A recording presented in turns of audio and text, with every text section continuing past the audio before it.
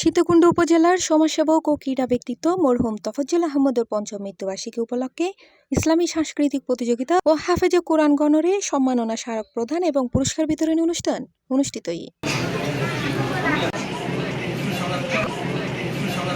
তফজ্জল আহমদ স্মৃতি ফাউন্ডেশনের আয়োজনে বিশিতবার প্রথম পর্ব দিনব্যাপী উপজেলা সোনাইজুড়ি ইউনিয়নের জোরামতলস্থ রাজা মিয়া সওদাগরের জামে মসজিদ প্রাঙ্গণে উক্ত প্রতিযোগিতা ও পুরস্কার বিতরণ অনুষ্ঠান অনুষ্ঠিত হয়।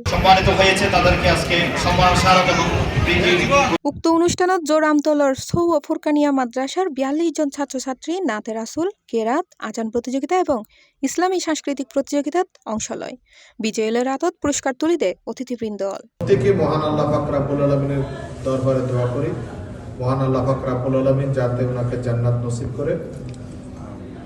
আমরা যারা রয়েছি প্রত্যেকে যাতে ইমানের সহিত আমরা এই দুনিয়া থেকে যেতে পারি। আজকের অনুষ্ঠানে সবচেয়ে বড় সফলতা হচ্ছে চলাফেরা করেছিল। আপনারা আজকে সবাই ভালো করেছেন, বলেন আলহামদুলিল্লাহ।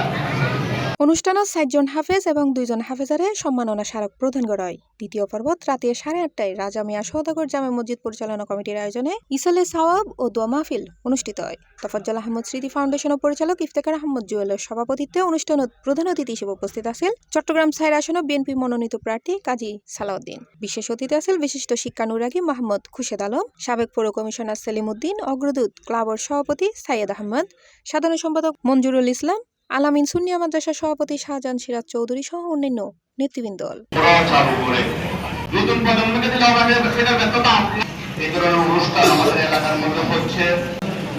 এখানে কোনো রোগী কথা হয়। সি+ টিভি, চট্টগ্রাম।